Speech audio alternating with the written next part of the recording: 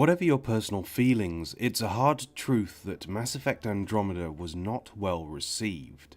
Much has been said about the wonky facial animations, the lackluster writing and unrewarding MMO-light quest design. That it is symptomatic of a developer caught in the vice-like jaws of a publisher that pushes for mass appeal at the expense of an already established fanbase. However, to look at Andromeda, sans hyperbole, as a standalone title, is it a bad game? No. It's a solid RPG with an engaging central arc and some genuinely breathtaking moments.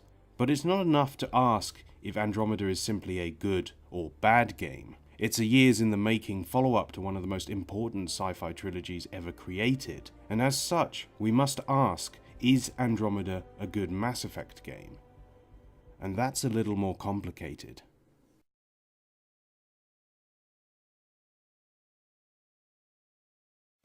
BioWare's latest and potentially last galaxy-spanning space opera had a myriad of technical and structural issues coming out the gate, but in a way it was Commander Shepard's legacy that did the most damage. The tale of mankind stepping up to the plate in a galaxy they are no longer the dominant species of has this strong central theme that runs throughout all three games. The suffocating notion that something extremely bad is on the horizon, something that cannot be rendered to the soil with bullets, beams, and biotic blasts alone. The series reframed that classic Western RPG moral binary from good versus evil to something more akin to altruism versus pragmatism. You weren't the hero, you were a hero.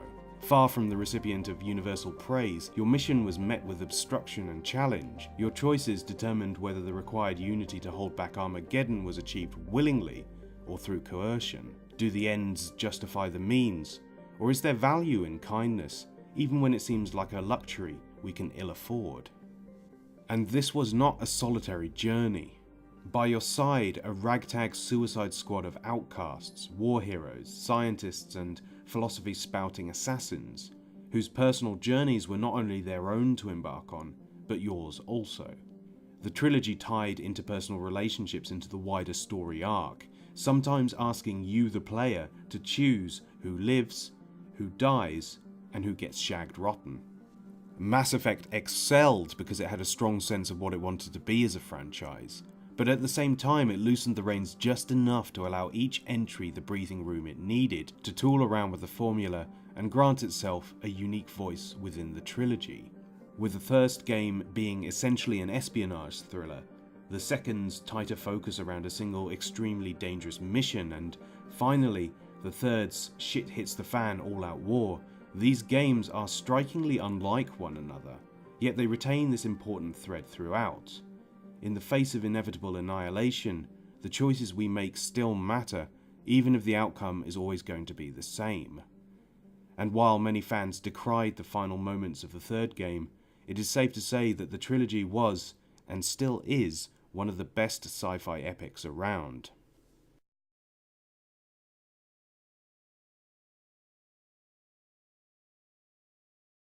Alright, let's address the elephant in the room. Mass Effect Andromeda is not as good as the original trilogy, and even taking technical complaints out of consideration, I don't think it was ever going to be. That legacy, that expectation hung around the project's neck, weighing down the discourse, drawing eyes away from it being a game that, by itself, is actually pretty entertaining, fixating instead on one that is the long-awaited sequel that isn't as good as this gargantuan cultural monolith. With this in mind, I feel that it's prudent to actually look closer at Andromeda's pros and cons and ask the important question: are its failings its own, or is its reputation haunted by the brilliance of its predecessor? Like the original trilogy, Andromeda starts off strong with a binding central theme. In place of the threat of unknowable cosmic horrors, we instead have a story about finding a home in a hostile new galaxy. With this primary goal front and center for the entire game, Andromeda has this salient through line debating the narrow distinction between refuge and colonization. You are the aliens in this world. Its residents have no reason to trust you, and as Pathfinder, it's your mission to establish these diplomatic links and resolve crises while searching for a more stable and lasting home. In pursuit of this lofty goal, the game has you exploring lonely, dangerous worlds, establishing outposts and fighting off the Ket, the big bads of this galaxy, with the story ultimately pushing you towards one final showdown with their leader, the Archon, fighting not only for the survival of your own people, but for the emancipation of the Heleus cluster itself. Andromeda is at its best when it narrows its focus, establishing missions and side quests as a jumping-off point for thematic exploration and character development. Its smaller, more tightly curated moments allow for some dazzling set pieces, and in turn keep the player invested in the central plot arc. But there is value too in the more open-ended elements of its design. EA's big selling point for Andromeda is these open landscapes that promise big adventure, but for the most part they are really just vast empty stretches that offer little more than a gorgeous horizon and a checklist of things to do. These worlds won't wow necessarily, especially in a post-Witcher, post-Breath of the Wild cultural landscape, but they do capture that central theme well. Untamed, hostile wilds, unfit for human habitation. You are forced to bend the very elements to your will using ancient technology you can barely comprehend. These place spaces feel like a natural evolution of the Mako segments of the original game, and while not without fault, there is something very relaxing to be found in blasting about a barren world, chasing an unattainable horizon, eyes scanning for signs of an opportunity to bust out your rifle and go to town. Because the combat, famously something no Mass Effect fan has ever given a shit about, is really good. Pelting away at lightning pace from the constraining cover systems of past, there is a speed and fluidity to combat that comes from a few minor but important changes to the formula, flexibility of movement being the first. From the get-go, you're given a limited jetpack that allows you to jump, boost and weave around the countless combat arenas, closing gaps and drawing distances and making vertical traversal a piece of cake. Cover remains a functional aspect of the battlefield, but its use is more as an opportunity to catch your breath than a crutch for the player, similar to how cover works in Vanquish, although that game does it way better. The choice not to restrict players to a single class is a welcome change, as it offers a chance to experiment with the three main combat pathways, and as a long-time emissary and somewhat victim of choosing unbelievably boring middle-of-the-road combat options, I really appreciate this fact because Andromeda's skill buffet is amazing. Right from those first nervous steps into the world, you feel utterly unstoppable, flinging bad guys around, clearing whole rooms with skillfully placed concussion shots, turning their robotic allies against them. The biotic charge alone should be a staple of every third-person shooter. It's that good. But what people come to Mass Effect for isn't the combat, it's the story, and while it's considerably more straightforward and some might say unremarkable, the game does a good job of tying its storytelling around its central themes.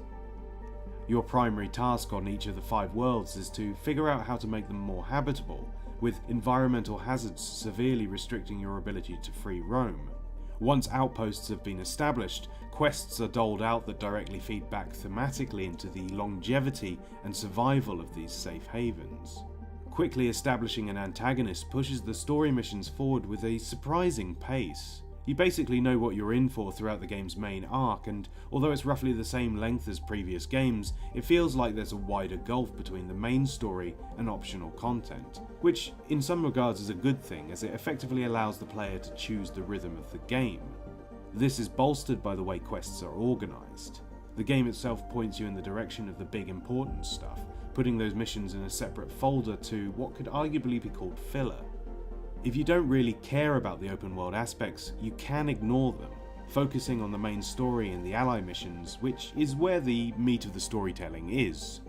Regardless of what you choose, you'll frequently return to planets in order to progress, which is a bit of a double-edged sword, but a nice way of framing these environments as more than just vignettes to complete. With Andromeda taking place 600 years after the end of Mass Effect 3, it's comforting to know that the weight of the original trilogy's events are not left forgotten. The cast might be new to the player, but they are not simply avatars of a tabula rasa. The people you lead have come from somewhere now lost to them, but retained within their memories, and this acknowledgement is where I feel the game's writing is at its strongest. There's a fitting thematic duality between the exploration of long-forgotten civilizations in the New World and quiet reflections on the Old. You've had this huge, weighty responsibility placed on your shoulders. Find a future for humanity in the wake of an apocalyptic event, lost among the stars of an unfamiliar galaxy, with an army of bloodthirsty zealots hiding round every corner. In the face of such an insurmountable task, reflections on the past would seem like less of a priority, but they form an important part of the game's storytelling. Not front and centre, musing on the past must be sought out in conversations, through exploration, and via that classic video game narrative trope, emails and audio logs. Andromeda does something interesting with its narrative here. You have this game all about exploring unknown worlds, but in slowly unveiling the fate of the galaxy you left behind, the player is in a unique position where they probably know more about what happened than the cast do. In one direction, this setup allows new players an opportunity to discover, along with the player character, what really happened after the Hyperion arc left the Milky Way. In another, it offers those already familiar with the original trilogy a better understanding of the weight such knowledge would have on the Pathfinder. The fate of the Milky Way is unknown to Ryder and the residents of the Nexus, locked away in the data vault of your father's office. In the closing moments of a questline involving hunting down memory nodes across the galaxy, you're given the choice as to whether this information is revealed to your people or not, with no tangible consequence in sight. Like I talked about in my video on Subsurface Circular, this adds weight to a choice that's not influenced by empirical feedback, which ultimately makes it more impactful. Storytelling of this caliber is not widespread in Andromeda, but it proves undoubtedly that it is not a pale imitation.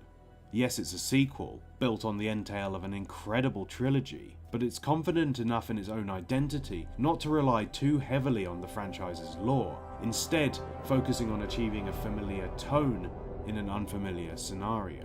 Sailing light years away from the Reapers, Protheans, Cerberus and Commander Shepard, Andromeda stands tall, proudly showing new colours with remnants of old adorning the trim. Alien worlds, but not an alien game.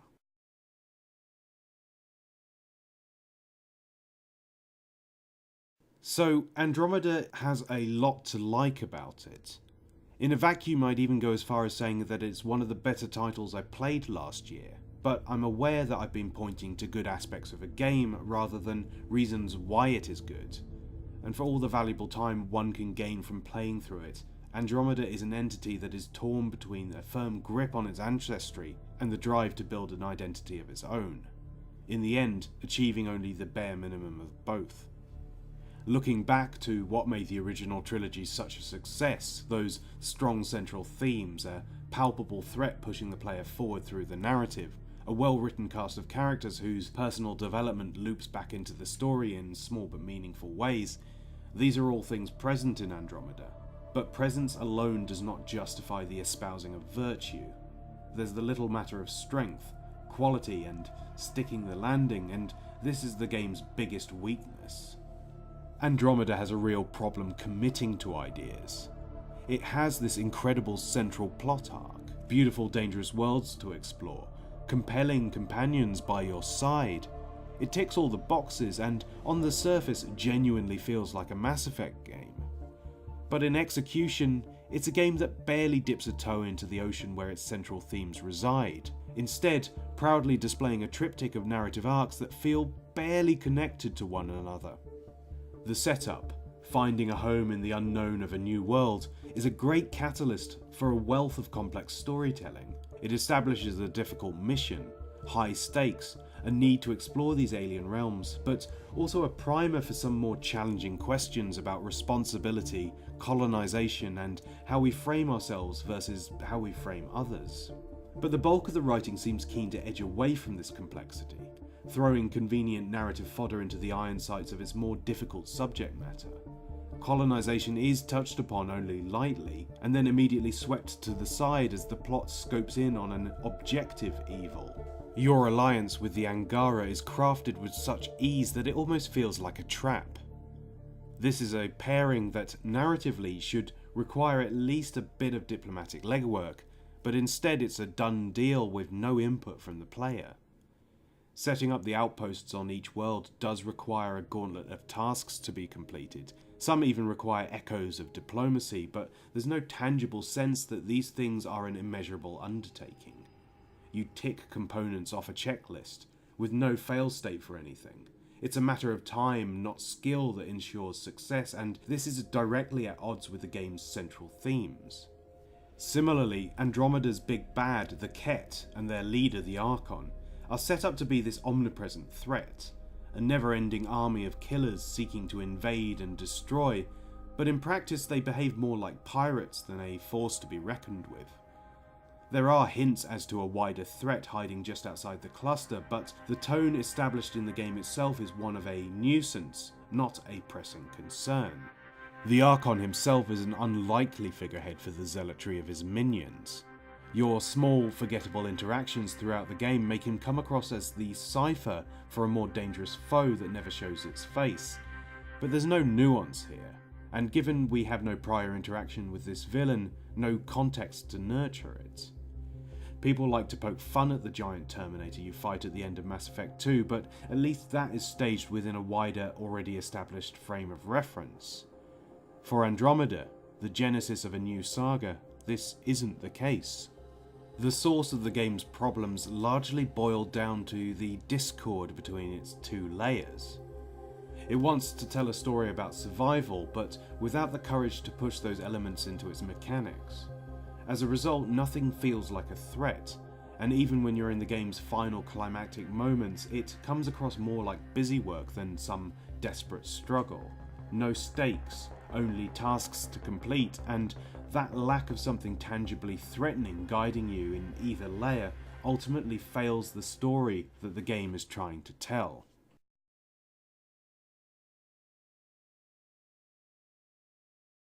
Ultimately, Mass Effect Andromeda is a disappointingly inevitable prospect. A gargantuan effort that suffered from the need to appease too many prying eyes.